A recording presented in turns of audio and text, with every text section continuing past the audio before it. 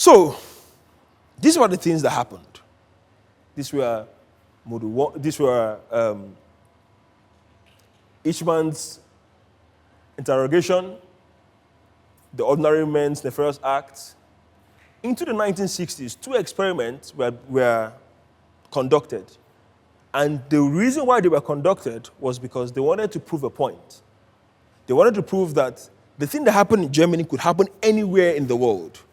That happened in Germany could happen in any time and in any culture.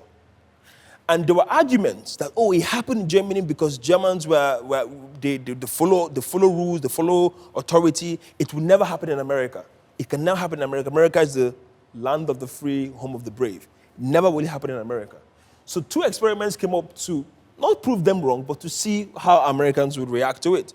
The 2 experiments was Philip Zimbardo's experiment, that's the Stanford Prison experiment, and the Milgram experiment that happened in Yale University. So I'm going to give you the 2 experiments, and I'm going to ask you some questions. I don't need you to answer me loudly, but I'm going to ask you some questions. So the first experiment, which is the Stanford Prison experiment. Philip Zimbardo wanted to conduct an experiment that proved that evil is sustained by thoughtless people, how good people can become evil. So what did he do? He was a psychologist. What did he do? In the basement of the Stanford building, I think the College of Psychology, they renovated the basement to look like an actual prison. They got about 24 students, of which 12 of them were prisoners and 12 of them were security guards. It was randomized. They just picked it randomly. The 12 prisoners were arrested by actual police and were brought to the prison. And they did all the typical things you do when they arrest you. They got their mug shot and all whatnot. The 12 prison guards were told what to do.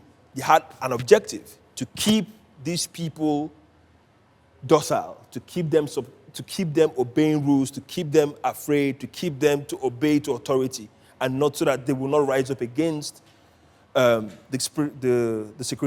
prison guards. Remember, this is an experiment. These are students. These are not criminals. And before these 24 students were picked, they made sure that they were normal people. So they had a lot of background checks done on them. Did they have any mental illness issues? Did they have any criminal record? So they had 0 criminal record. Observably, they had no mental issues. And these people were normal people, just normal students like me and you, right? You guys are students. This experiment was supposed to run for 2 weeks. So Philip Zimbardo himself, who was the prison superintendent, had given the rules. Just make sure that these people do not, make sure they obey orders and make sure they did not protest against being prisoners. By the second day into this experiment, the security guards, the prison guards, who are students, fellow students, started giving severe punishments to their fellow students who were prisoners, started denying them food, started doing this command and conquer and control mechanism they used. These were normal students. And an experiment that was supposed to last for 2 weeks was shut down in 6 days. Because by the 6th day, one of the prisoners had gotten, I think, a panic attack that led to severe mental breakdown. Had a severe mental breakdown. These were students. These were not people who were trained to be prison guards. These were not people who were trained to be soldiers. These were normal students who were just following orders. And Philip Zimbardo himself gave them the opportunity to either say they're not going to continue performing such experiments, but most of them continued. That leads me to asking you a question. What would you have done differently if you had an experiment? They were being paid for it. I think for the $5 a day. I can't remember what the exact amount is, but these students were being paid for it. So it's an experiment. And they stayed throughout the experiment, at least the prison guards, and most of them didn't say what we are doing is wrong, no, what we are doing is evil. Even Zimbardo himself had confessed that at a point he didn't know it was an experiment. It became as though it was real life. That leads us to the next experiment, which is Milgram's experiment. Now, this is even the one that gets me the most. Milgram conducted this experiment in 1960. So these 2 experiments happened in the 1960s. It's interesting. So you find this very interesting. So Milgram had an experiment where he had actors, people who were actors who knew about his experiment, and students who didn't know about his experiment. Teachers who have, or these students who now have the role of teachers, were given very specific instructions that if the learner, who is also an actor, failed to answer correctly the memory question, that they are supposed to press the particular button that will deliver electric shock to the learner. Now let me set this stage up very carefully. These electric shocks were not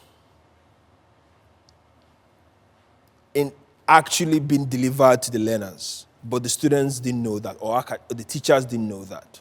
The actors who were aware of the experiment knew that they were not going to get electrocuted, but the students didn't know. The students believed that every time that they hit the button, somebody got electrocuted. And the actors, on the other hand, anytime the student hit the button, would scream or would grunt to show that, again, they felt some pain. Now,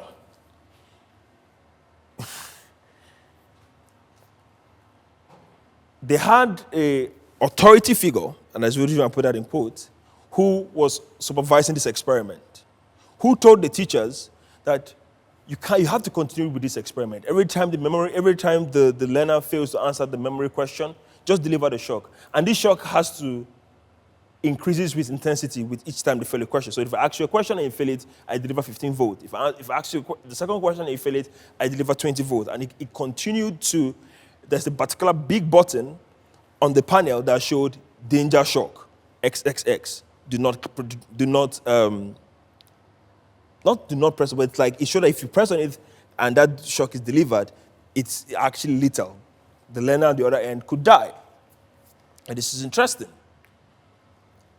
This experiment continued, and the students started feeling bad. They were like, oh no, are you sure I should continue? And the authority figure was like, yeah, you have to continue. This experiment must go on, so you have to continue. And every time they ask the question, and the student actor, remember, fails the question, they deliver a shock. And the actor will scream and grunt, and depending on the particular voltage, depends on the volume of their voice. And only 2% of the participants quit. They said they were going to continue. The remaining 98% continued that experiment until they finally hit the 450-volt big button, of which the actor on the other end screamed so loud and everywhere went silent. Now, to the students, they actually, that particular learner or actor died. And this experiment revealed something interesting, that in a system where you have first you have an authority figure, you're disconnected from the person that is feeling the hurt because they couldn't see the person, and you had peer pressure. Many people are going to fall victim of the monster within. Now, what is this? I've given 2 use cases which are realities and 2 experiments. Now, let me bring it down to you.